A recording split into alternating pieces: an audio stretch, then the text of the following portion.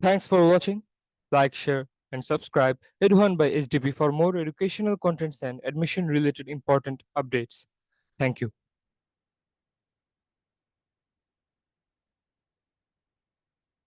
Hello everyone, welcome to my channel. আশা করি তোমরা সবাই ভালো আছো এবং সুস্থ আছো। আলোচ্য বিষয়টি স্ক্রিন থেকে বুঝতে পারছো আশা করি, বা সার্চ করে নিয়েছো যখনই যাবে ভিডিওটি বা যখনই পাবে। তো কথা বলতে যাচ্ছি ঢাকা বিশ্ববিদ্যালয় বা ঢাকা ইউনিভার্সিটির অ্যাডমিশন নিয়ে। তো আজকে 18ই ডিসেম্বর এবং তার সার্কুলারে বা প্রজ্ঞাপনে বলে দিয়েছিল আজকে থেকে আবেদন শুরু হবে এবং আবেদন শুরু হয়েও গিয়েছে ইতিমধ্যে।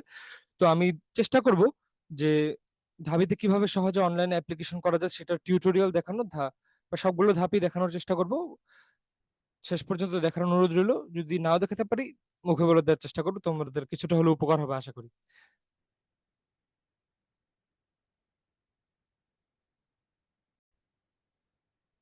তো স্ক্রিনে ঢাবির অফিসিয়াল ওয়েবসাইটটি দেখতে পাচ্ছ তোমরা, যেখানে তোমরা যদি একাডেমিক্সে টাচ করাও তখন সেখানে তোমরা যে অ্যাডমিশনের সেকশনটা পাবে তার ঠিক নিচে এই আন্ডার গ্রাজুয়েট প্রোগ্রামসে ক্লিক করতে হবে তোমাদেরকে। সেখান থেকে ক্লিক করলে তোমাদেরকে এরকম একটা নতুন পেজ খুলে দেখাবে, যেখানে তোমরা visit website of central admission office এখানে ক্লিক করে নিবে। তারপর ক্লিক করে নেওয়ার পর তোমরা যদি দেখো তাহলে দেখবে এরকম একটা পেজ চলে আসবে তোমাদের স্ক্রিনে, যেখানে বলা আছে ঢাকা বিশ্ববিদ্যালয় 2023-24 শিক্ষাবর্ষের আন্ডার গ্রাজুয়েট প্রোগ্রাম অনলাইনে ভর্তির আবেদন ডিসেম্বর 18 অর্থাৎ আজকেরই 2023 তারিখ বেলা 12 ঘটিকা থেকে শুরু হবে, অর্থাৎ অলরেডি শুরু হয়ে গিয়েছে, কিছু ধাপ দেওয়া আছে। এবং এই যে দেখো তোমাদেরকে বলে দেওয়া হচ্ছে সকল ইউনিটের জন্য 18 ডিসেম্বর দুপুর 12টা থেকে 5 জানুয়ারি রাত 11টা 59 পর্যন্ত চলবে। এবং অলরেডি যে দেখো আপডেট হয়ে গিয়েছে যে সময় শুরু হয়েছে, অর্থাৎ আবেদন শুরু হয়েছে, অনেক হয়তো বা করছে বা করবে। তো এই যে দেখো কি কি ধাপগুলো ফলো করতে হবে। সবার আগে লগ ইন, তোমাদের HSC roll number, board number এবং এসএসসি রোল নাম্বার দিয়ে। তারপরে বিস্তারিত কিছু তথ্য থাকবে, প্রশ্ন উত্তর পত্রের ভাষা, তোমরা কোন ভাষায় পরীক্ষা দিতে চাও, তারপর ঠিকানা, মোবাইল নম্বর, ইমেইল অবশ্যই ব্যক্তিগত। এখানে অবশ্যই একটা কি রিকোয়েস্ট, তোমরা কোনো মেইল যদি না থাকে অবশ্যই তোমরা তোমাদের নিজের মেইল দেওয়ার চেষ্টা করবে, কোনো দোকানের মেইল বা দোকানের নাম্বার দিবে না, কারণ তখন আবার ওটিপি বা পাসওয়ার্ড বা যে কোনো ইম্পর্টেন্ট জিনিস আসতে তোমার কিন্তু তখন বের করতে খুবই কষ্টকর হয়ে যাবে।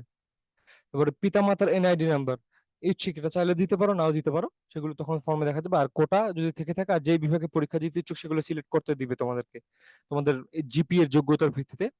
এছাড়া ছবি চাওয়া হবে।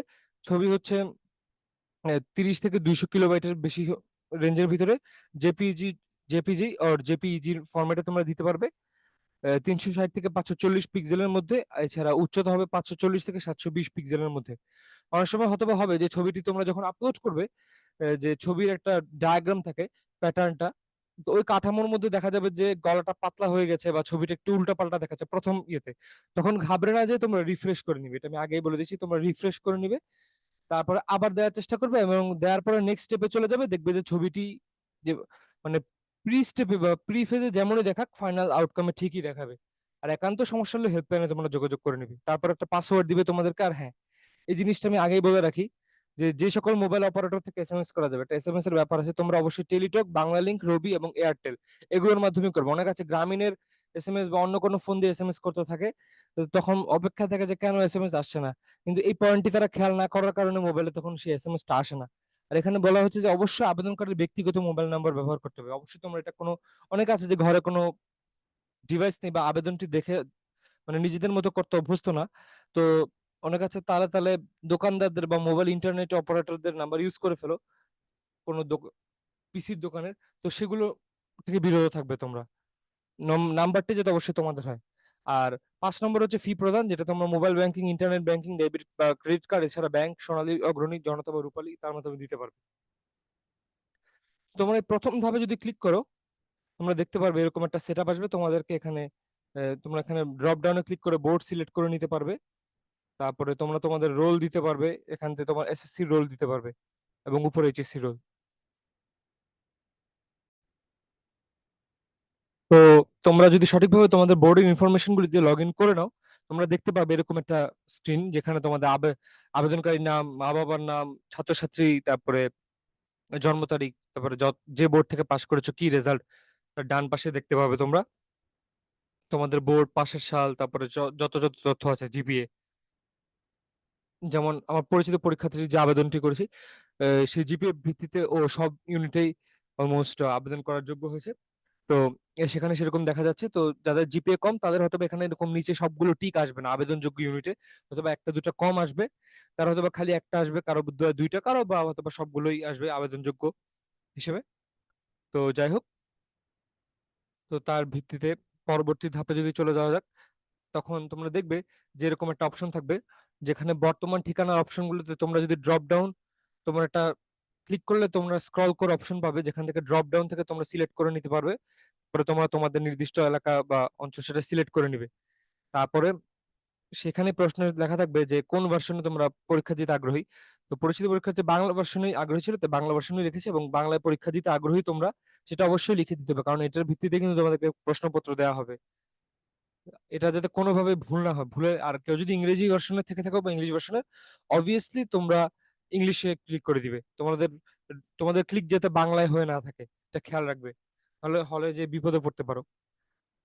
তার পরবর্তীতে যদি দেখাই, তারপরে এই যে ধরো তোমাদের এখানে ঠিকানা, পরীক্ষার্থীর না মোবাইল নম্বর, তারপরে মাত পেশা, পিতার পেশা, এনআইডি নম্বর, সেগুলো চলে আসবে তোমরা যদি টাইপ করে থাকো। এগুলো সব ঠিকভাবে দিবে, তোমরা দিয়ে তারপরে নেক্সট ধাপে যাবে। দেওয়ার পরে এখানে বলা হয়েছে পরীক্ষার কেন্দ্র চয়েস করতে হবে, যেখানে বলা হয়েছে যে পরীক্ষার্থী যে সুবিধা মোতাবেক কেন্দ্র পছন্দ করতে পারবে, তবে আবেদনকারীকে নিজ বিভাগীয় শহরকে কেন্দ্র হিসেবে নেওয়ার জন্যই পরামর্শ দেওয়া হচ্ছে। তো অনেকে প্রশ্ন থাকে যে ভাই আমি আজকে আবেদন করতে পারছি না কোনো কারণে, হয়তো বা ইকোনমিক্যাল ইস্যু, বা আমি পরে আবেদন করতে চাচ্ছি, এটা অনেকে প্রশ্ন করতে পারে যে কাউকে। তো আমি বলবো যে আবেদন তুমি যদি শেষ দিনেও করো, তুমি যে শহরে আবেদন করবে তোমার সেন্টার সেই শহরেই পড়বে, সেই শহরের বাইরে যাওয়ার, সেই বিভাগীয় শহরের বাইরে যাওয়ার কোনো চান্সই নেই। তবে হ্যাঁ, ধরো একটা শহরের তো অনেকগুলো ক্রাইটেরিয়া থাকে, যেমন ধরো একটা শহরের কোনো একটা ভার্সিটিতে হোক বা ভার্সিটির কাছাকাছি কলেজগুলোতে হোক, ধরো ধরো তোমার ঢাবির পরীক্ষা ঢাবিতেই তোমার দেওয়ার ইচ্ছা ছিল, কিন্তু তুমি আবেদন করতে দেরি করে ফেলেছো, তোমার পরীক্ষা ঢাবিতে আর সিট পড়লো না, ঢাবির সিট ফিল আপ। তো ধরো তোমার কোনো একটা কলেজে পড়লো, তো দেখা গেলো এই একটা অমুক কলেজ ফিল আপ হয়ে গেলো, তাহলে অন্য আরেকটা কলেজে পড়লো সিট, এরকমই চলবে। তো যাই হোক, আহ, ওখানে কেন্দ্রটি সিলেক্ট করে নিয়েছে ঢাকা, যেহেতু যার জন্য আবেদনটি করা ছিল সে ঢাকার। আর কোটা যেহেতু নেই তাই প্রযোজ্য নয় দিয়েছি। কারো যদি কোটা থেকে থাকে তোমরা অবশ্যই শিওর হয়ে প্রপারলি, হোক সেটি মুক্তিযুদ্ধ কোটা, প্রতিবন্ধী কোটা, বা যে কোনো কোটা, ওয়ার্ড কোটা হোক, এগুলো থেকে থাকলে তোমরা অবশ্যই সাবধানে তোমরা শিওর হয়ে ক্লিক করে নিবে এবং পরবর্তী ধাপে যাবে। তারপর এরকম আবারও যদি সবকিছু দাও, এগুলো একবার একটা লেআউট আসবে, এবং সবকিছু চেক করে নিয়ে তোমার পরবর্তী ধাপে চলে যাবে।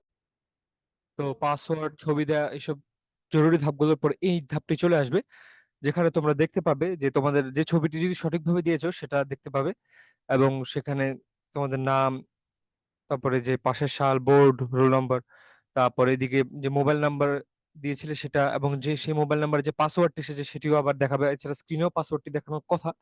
এছাড়া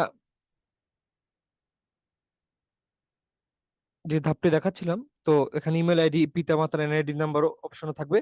আর তার ঠিক নিচে দেখা যাবে এই যে এখনো তোমরা ফাইনাল টাকা দেওয়ার আগে একটা অপশন পাবে, যে তোমরা কোন ভার্সনে পরীক্ষা দিতে চাও। এখন ধরো এখানে বাংলা হোক বা ইংলিশ ভার্সন যেখানে হোক, এটা যাতে ভুল না হয়, আই রিপিট। এন্ড যে বিভাগীয় শহর চেক করেছো, যেমন ধরো ফর এক্সাম্পল এখানে ঢাকা দেওয়া হয়েছে, তো ঢাকা হোক বা ঢাকার বাইরের যারা, তারাও যদি ভিডিওটি দেখো তোমরা খেয়াল করবে যে তোমাদের শহরটাই দেওয়া আছে কিনা। আর কোটার ক্ষেত্রে ওইটি খেয়াল রাখবে, এই যে নিচে লেখা। এবং তার পরবর্তী স্টেপে যে নিচের প্রদর্শিত ছবি, ধরো ওই ছবিটি যদি তোমারই হয়ে থাকে, তোমার নাম্বারের যদি এসে থাকে, তখন সেই পাসওয়ার্ডটি তোমরা দিবে, তারপরে সাবমিট করবে। আর যদি এখানে কোনো প্রবলেম হয় তাহলে আমি নই লিখে আমি নইতে ক্লিক করে আবার নিবন্ধন করতে হবে। উল্লেখ্য যে এই একটি ছবি আপলোড করে পরীক্ষার ফি জমা দেওয়া হলে অপরটিতে স্থানান্তরের বা ফেরত দেওয়ার কোনো সুযোগ নেই, তাই ছবির ব্যাপারটি খুবই সেন্সিটিভ। এবং এগুলো যদি অ্যাডমিট কার্ডও ইউজ হবে, তোমরা বেশ মানে ডিসেন্ট এবং ফর্মাল ছবি ইউজ করবে, এবং কারেক্ট ছবি ইউজ করবে, আই রিকোয়েস্ট। মানে ধরো কোনো সেলফি টাইপের ছবি বা আনঅফিসিয়াল একটু ধরো স্টাইলিশ ছবি, মানে ঘুরতে টুরতে গেলে বা একটু আনফর্মালি যে ধরনের ছবি হয়, সেগুলো ব্যবহার করা থেকে বিরত থাকার জন্য আমি তোমাদেরকে অনুরোধ করবো। অনেকে আছে যে ভুল করে মোবাইল দিয়ে করতে গিয়ে টিপ পড়ে যায়, ক্লিক হয়ে যায়, তখন ফাইনাল টাকা দেওয়ার পরে বুঝতে পারে। দেন অনেকে অনেক হেল্পের অনেক জায়গায় রিকোয়েস্ট করে বা জিজ্ঞেস করে যে ভাই বা আপু এটা কি চেঞ্জ করা যাবে কিনা, এটাকে কিছু করা যাবে কিনা। একবার দিয়ে দেওয়ার পরে আর চেঞ্জ করা যাবে না, তাই এখনই সাবধানে করে ফেলতে হবে। তারপরে ধরো পরের এরকম পেজটা আসবে, আমার পরীক্ষার্থী জাস্ট ফর নাও বিজ্ঞান ইউনিটে পরীক্ষায় আবেদন করেছে। তো এটা কেউ যদি একাধিক ইউনিট একত্রে করে হয়তো বা পাশাপাশি আসবে, আর না হয় অনেকে আছে একটা ইউনিটে একদিন করলো, আর একটা ইউনিট আলাদা দিনে করলেও সমস্যা হবে হবে না আশা করি। একসাথে যে করতে হবে তা নয়, কারণ ডেডলাইনের ভিতরে করে ফেলতে হবে, এটা হচ্ছে মূল কথা। আবেদনকারীর নাম, উচ্চ মাধ্যমিক রোল দেওয়া থাকবে, তারপরে যে চার্জের পরিমাণ, কেউ যদি একসাথে বেশি করে তাহলে তবে 1,000-এর চেয়ে বেশি টাকাই দেখাবে। এন্ড দেন এসএসএল কমার্সের মাধ্যমে ক্লিক করে টাকা দেওয়া যাবে, যেখানে তোমার হোক ব্যাংকিং হোক বা বিকাশ রকেট, যেটার মাধ্যমে দিতে চাও তোমরা। তার পরবর্তীতে তোমরা যদি টাকাটি সঠিকভাবে দিয়ে দাও, তোমাদেরকে একটা এরকম রসিদ দিবে, আবেদন ফি প্রাপ্তি রসিদ, যে তারা বেতন, তারা পেমেন্টটি সাকসেসফুলি পেয়েছে। রসিদটা কিছুটা ডেমো দেখিয়ে দেই তোমাদেরকে। এটা তোমরা তোমাদের ড্যাশবোর্ডে লগ ইন করে পাবে। ড্যাশবোর্ডে যখন লগ ইন করবে তোমরা তোমাদের আইডি পাসওয়ার্ড দিয়ে বা রোল নাম্বার দিয়ে, তখন একটা সেখান থেকে ড্রপ ডাউন থেকে তোমরা পাবে। সেখানে তোমরা এরকম দেখতে পাবে যেখানে তোমাদের পিন, তারপরে আরো কিছু বেসিক ইনফরমেশন ট্রানজেকশন রিলেটেড, যেমন এই বক্সগুলো ঢেকে রাখা আছে একজন র্যান্ডম পরীক্ষার্থীর, তাই আমি চাচ্ছি না পার্সোনাল ইনফরমেশন বের হোক। সেখানে এটা কিউআর কোড থাকে, এদিকে if I am not wrong ছবি থাকবে এখানে সিল সহ, তারপরে বা সিল ছাড়া। তারপরে এদিকে পেইড, যে এই পেইড অংশটা খেয়াল করো তোমরা, এরকম একটা অংশ আসবে। তারপরে যে যে মাধ্যমে দিচ্ছ সেগুলো আসবে। তারপরে ধরো যেটা দেখাচ্ছিলাম, এই যে এটা যেহেতু বিজ্ঞান, একজন বিজ্ঞানের পরীক্ষার্থীর, তো কেবল বিজ্ঞান বিষয়ক কথা, যে যে যে বিষয়গুলোর পরীক্ষা দিতে হবে তা সব দেখো লিখে দেওয়া আছে। ফিজিক্স, কেমিস্ট্রি, ম্যাথ, তারপরে জীববিজ্ঞান, বাংলা, ইংলিশ। তারপরে এই যে পেইড অংশটা একদম চলে আসবে। আর কেউ যদি একাধিক ইউনিটে আবেদন করে তখন তোমার পেমেন্টটাও বেশি আসবে একত্রে। আর এই যে দেখো কোন কোন সাবজেক্টের পরীক্ষা, মানে কোন কোন সাবজেক্টে তোমরা পড়তে পারবে চান্স পেলে, তো সেই সাবজেক্ট গুলোর লিস্ট একদম দেয়া। এক এক ইউনিটের জন্য এক এক রকমের সাবজেক্ট ডিমান্ড।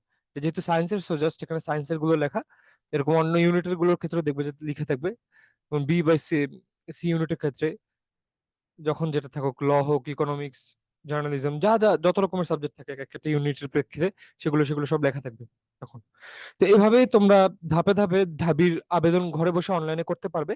ছবির পোর্শনটা তোমরা আশা করি কোনো প্রবলেম হবে না, কিছু ইস্যুজের কারণে আমি সেটা দেখাতে পারিনি, তার জন্য আমি দুঃখিত। তবে তারপর এই এই টিউটোরিয়ালটা স্টেপ বাই স্টেপ আমি কমপ্লিট করার চেষ্টা করেছি, যেটা কিছুটা হলেও কাজে দিবে আশা করি তোমাদেরকে। এছাড়া আমি অ্যাডমিশন রিলেটেড, আমি স্টাডি রিলেটেড কন্টেন্ট এবং সার্কুলার রিলেটেড বা অন্যান্য ভার্সিটির আমি ডিটেল আলোচনা করার চেষ্টা করি, হোক সেটা পাবলিক বা প্রাইভেট ভার্সিটি হোক। তোমরা সেগুলো দেখার অনুরোধ রইল। এবং অ্যাডমিশন জার্নিতে তোমাদের কিছুটা স্মুথনেসের জন্য এবং লেজিট এবং ইম্পর্টেন্ট সময় জরুরি জরুরি তথ্যের জন্য আমার চ্যানেলটি সাবস্ক্রাইব করে পাশে থাকার অনুরোধ রইল। ধন্যবাদ সবাইকে।